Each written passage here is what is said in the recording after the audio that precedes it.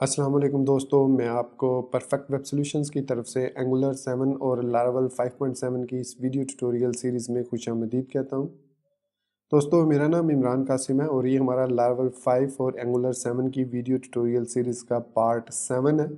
और आज के इस वीडियो ट्यूटोरियल में हम थोड़ी सी वैलिडेशंस और थोड़ी सी और एरर हैंडलिंग करेंगे। इसके अलावा हमारे एक सब्सक्राइबर ने एक क्वेश्चन किया था रिलेटेड टू एंगुलर 7 टेस्ट, तो उस पर भी मैं आपको आज इसमें रिप्लाई करूंगा। तो दोस्तों, बगैर कोई देर किए, बगैर आपसे कहे कि चैनल को सब्सक्राइब कीजिए, वीडियो को लाइक और शेयर कीजिए और बेल आइकन को दबाइए। चलिए शुरू करते हैं इस वीडियो ट्यूटोरियल को।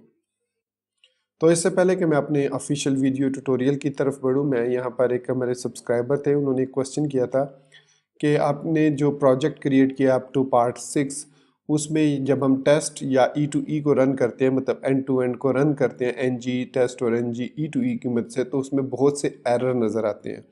तो इसकी क्या रीज़न है, क्यों वो एरर आ रहे हैं? मैंने शॉर्ट में उनको आंसर कर दिया था उसी वीडियो कमेंट के, जो कि उन्होंने हमारे ट्यूटोरियल पार्ट 6 में किया था, कि भाई इसकी रीज़न ये है कि हम जो यूज़ कर रहे हैं वो कोडिंग कर रहे हैं, हमने टेस्ट पर काम बिल्कुल भी नहीं किया।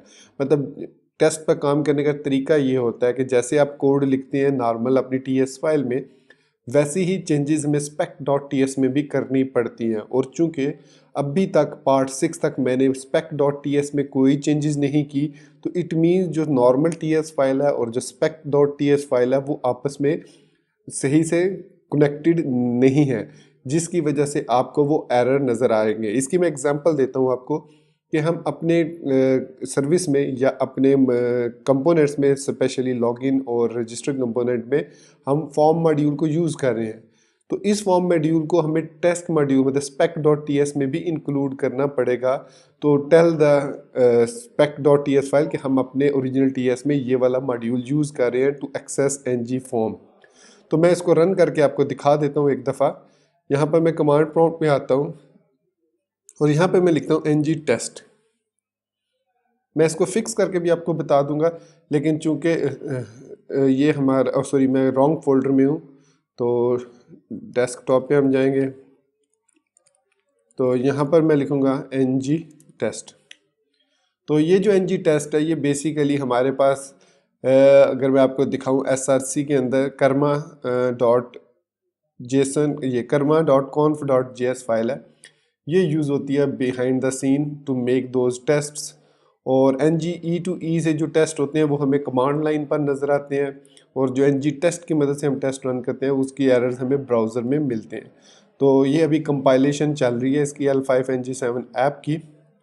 जैसे ही ये कंपाइलेशन सक्सेसफुल होगी, एक न्यू क्रोम एक्सटेंशन ओपन हो जाएगी। आप देख सकते हैं ये वाली एक्सटेंशन ओपन हो चुकी है और इसके अंदर हमारे यहाँ पर सारे वो एरर नज़र आ रहे हैं।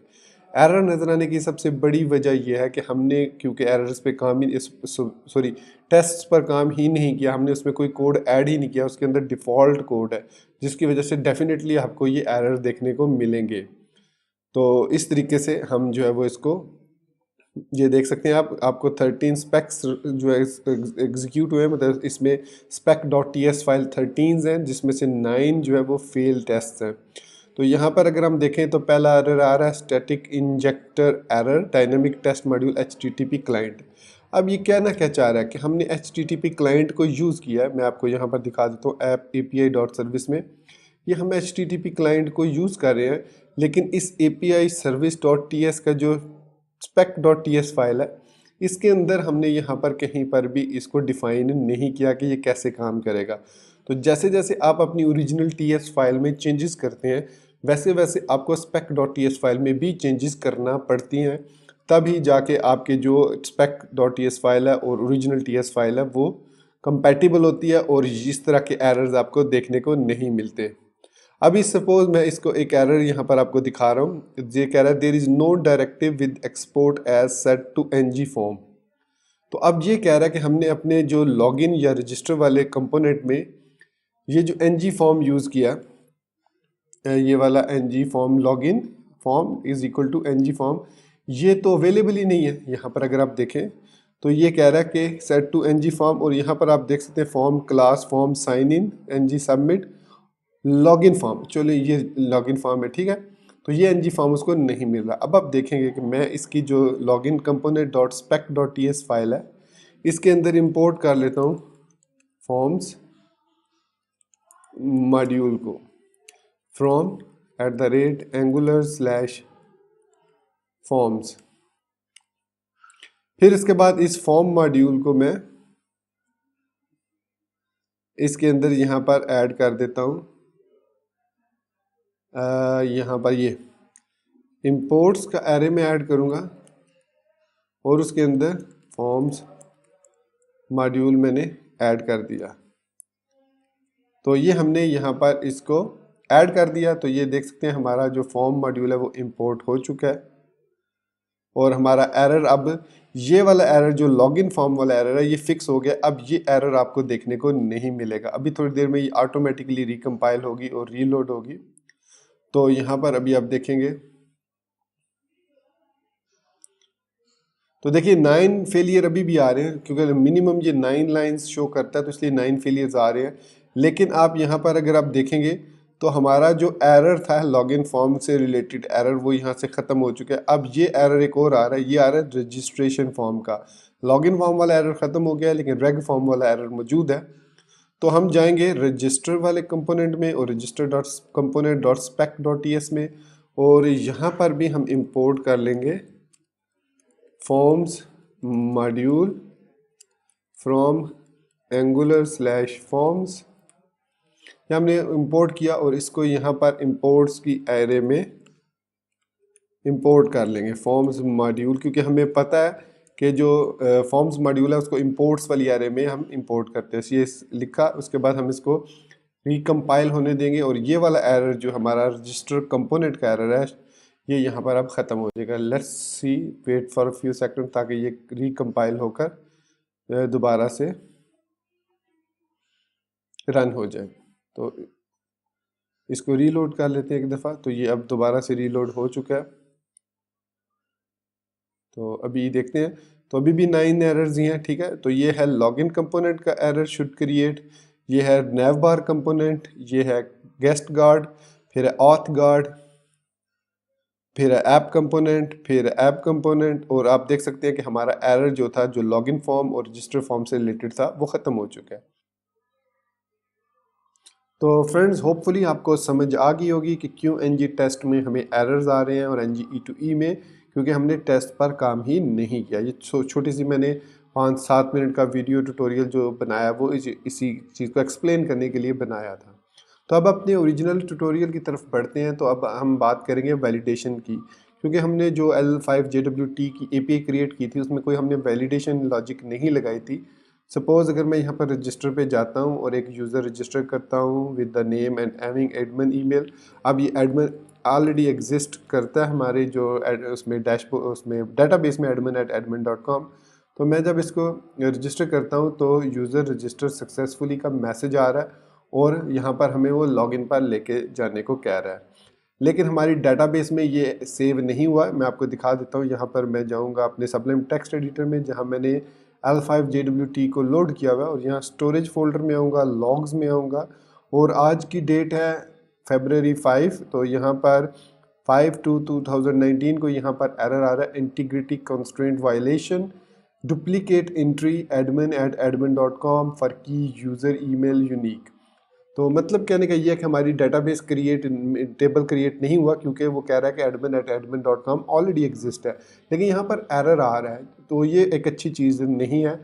हमें यहाँ पर इस एरर को ग्रेसफुली हैंडल करना है। तो मैं इसको क्लियर करता हूँ और मैं इसमें वापस आऊँगा अपने L5JWT में, और यहाँ पर HTTP में ऐप, HTTP कंट्रोलर्स और ऑथ कंट्रोलर में आऊँगा। तो यहाँ पर आप देख सकते हैं हमने कोई किसी किस्म की वैलिडेशन नहीं लगाई, सिवाय इसके कि यूज़र जब क्रिएट हो जाए सक्सेसफुली क्रिएट यूज़र, सो उसके वो क्रेडेंशियल्स उठा ले और फिर उसके बाद एरर जो है वो दे, और या फिर वो एरर रजिस्टरिंग का मैसेज दे दे। तो यहाँ पर वो डिफरेंट हमें एरर दे रहा है, दोनों जो हैं वो रिस्पॉन्स आ रहे हैं इसकी सूरत में, लेकिन वो एक्चुअली इस पर आ रहा है, हमें वो रिटर्न रिस्पॉन्ड विद टोकन कर रहा है, जिसकी वजह से हमें वो मैसेज ये आ रहा है कि हमारे पास जो है वो यूज़र रजिस्टर हो गया सक्सेसफुली।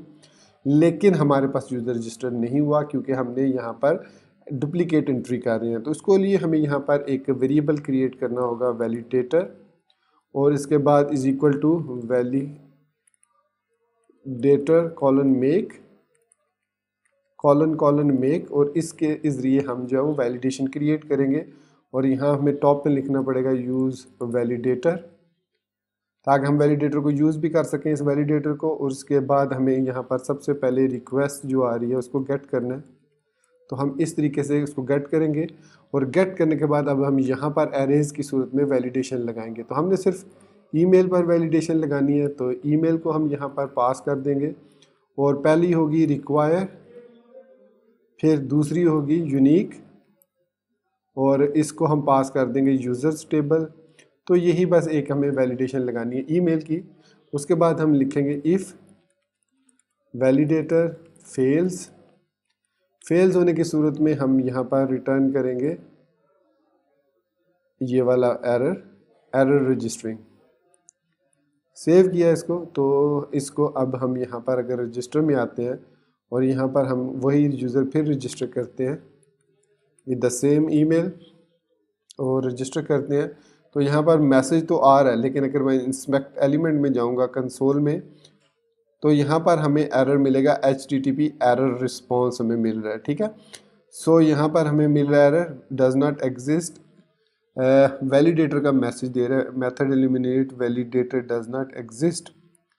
सो let me see validator F5 दबाते हैं हम यहाँ पर, तो PHP कंपेनियन हमें बता देगा वैलिडेटर कौन सा वाला, ये वाला वैलिडेटर यूज़ कर लेते हैं। अब दोबारा इसको एक दफ़ा रजिस्टर करते हैं, तो रजिस्टर पे लॉगिन में गए, रजिस्टर पे आए वापस, और यहाँ पर हम again with the same admin और यहाँ पर सेम पासवर्ड मैच हो गया, रजिस्टर किया। तो यहाँ पर आप देख सकते हैं कि हमें यहाँ पर एक तो एरर मिल रहा है 500, डेफिनेटली ये एरर 500 इसलिए आ रहा है, और दूसरा हमें HTTP रिस्पॉन्स मिल रहा है, एरर 500 नहीं आना चाहिए था। यहाँ पर कोई मिस्टेक हुई है हमसे, validator colon make request all and email required. Let's see ये क्यों इसने 500 एरर दिया। तो यहाँ पर हम आएंगे तो कह रहा है validator does not exist required. अच्छा, ये वैलिडेशन रिक्वायर्ड है, आई थिंक रिक्वायर नहीं है, रिक्वायर्ड है। ये सेव किया, इसको दोबारा चेक करते हैं, इसको ख़त्म करते हैं, क्लियर करते हैं। तो ये हमारे पास बहुत अच्छी चीज़ है स्टोरेज के अंदर, जो ये लॉग फाइल है, ये हमें एरर फाइंड करने में हेल्प करती है। तो यहाँ पर मैं पासवर्ड और एंटर किया, तो अब आप देख सकते हैं हमें 401 अनऑथोराइज्ड एक्सेस मिल रहा है। तो इसका मतलब है कि अब हम इसको रिप्लाई, और यहाँ पर भी आप देख सकते हैं लॉग फाइल हमारी एम्प्टी है, क्योंकि अब हम इसको ग्रेसफुली हैंडल कर रहे हैं इस वैलिडेशन को यहाँ पर। तो अब इस रिस्पॉन्स को हम हैंडल करेंगे यहाँ पर।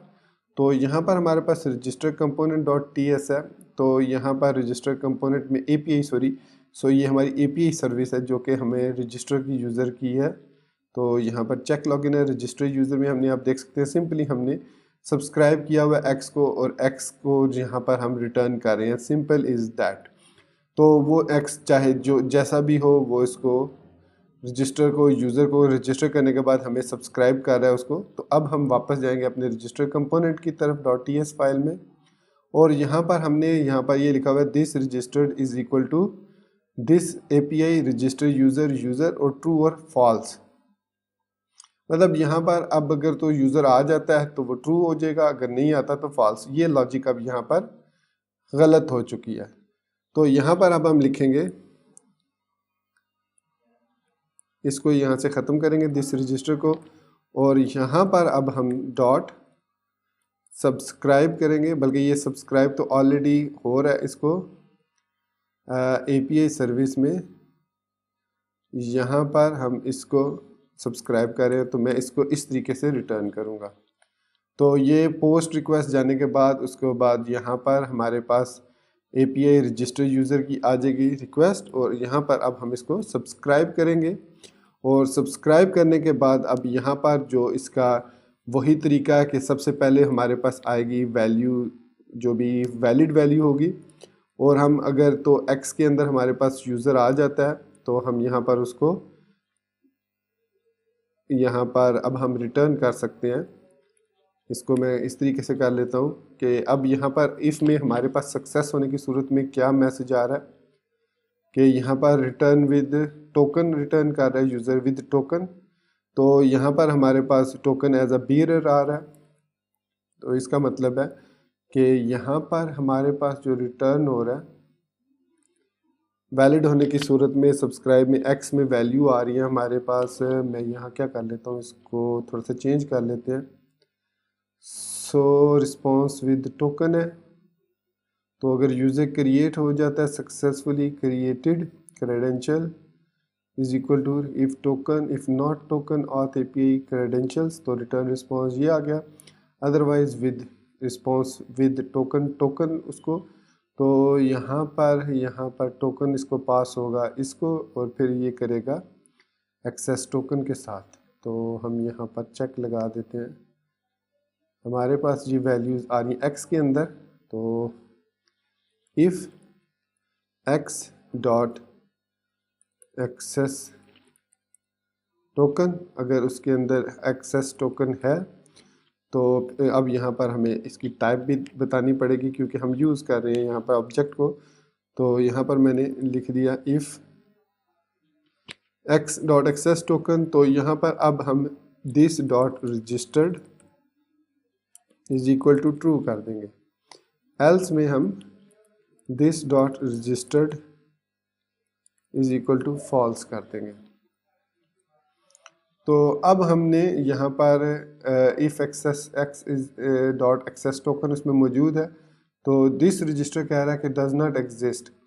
तो चूंकि अब ये प्रॉब्लम यहाँ पर ये है कि दिस रजिस्टर्ड, ये वाला जो रजिस्टर्ड है ये एक्सेस नहीं कर रहा है इसको। इसकी रीज़न ये है कि यहाँ पर इसके ब्लॉक के अंदर यहाँ पर इसको एक्सेस करने में प्रॉब्लम हो रही है। तो हम यहाँ पर ये कह रहा है this register does not exist on type register component, did you mean registered? I think spelling गलत है, हाँ स्पेलिंग गलत है आई थिंक, रजिस्टर्ड, सॉरी मैं समझ रहा था शायद वो इसको एक्सेस नहीं कर रहा, तो ये एक्चुअली स्पेलिंग मिस्टेक थी। तो ये सेव हो गया।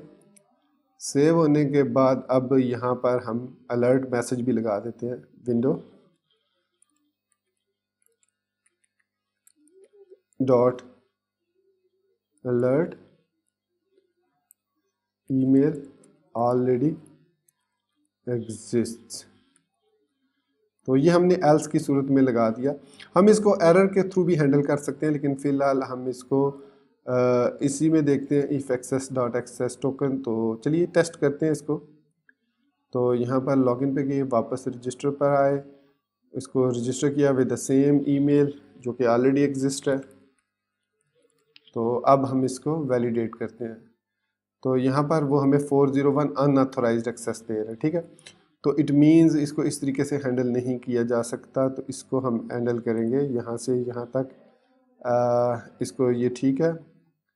फिर उसके बाद हम यहाँ पर लगाएंगे कॉमा और यहाँ पर लिखेंगे एरर और एरर, फिर इसके बाद हम लिखेंगे दिस, बल्कि इसको इस तरीके से this dot registered is equal to false और विंडो डॉट अलर्ट, यहाँ पर अब हम देंगे ईमेल ऑलरेडी एग्जिस्ट्स।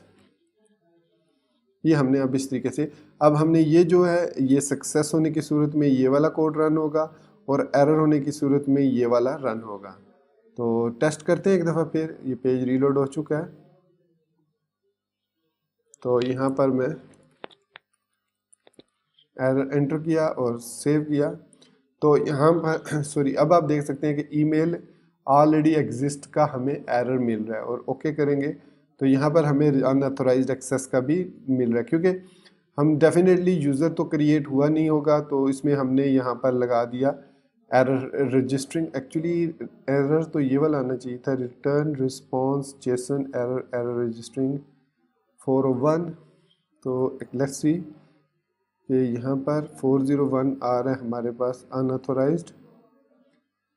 सो यहाँ पर ठीक है, एरर की सूरत में आ रहा है। अच्छा, तो ये हो गया इफ़ वैलिडेटर फेल्स। तो इसको टेस्ट कर लेते हैं कि ये इस पे क्यों हमें एरर तो ठीक आ रहा है।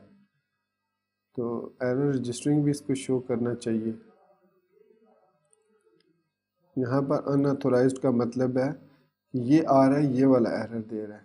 तो it means if valid return response JSON error और if fails required unique users. Let's see log file में तो कोई एरर नहीं, लॉग फाइल में कोई एरर नहीं है। सो ये इस पे क्यों आ रहा है, अनऑथोराइज्ड क्यों दे रहा है। एक दफ़ा फिर इसको सेंड करते हैं हम। तो यहाँ पर हमारे पास अनऑथोराइज्ड आ रहा है क्योंकि एक्चुअली आई थिंक ये यहाँ से जब हमारे पास एपीआई सर्विस में आता है तो यहीं पर एरर आ जाता है हमारे पास। तो हम यहीं पर इसको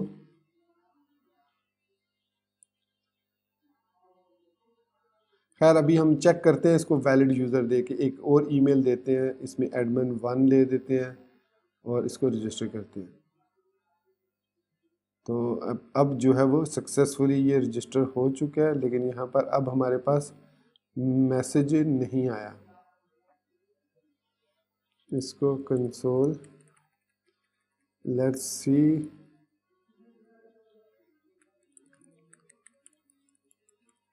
एक्स कर देते हैं, चेक करते हैं इसको।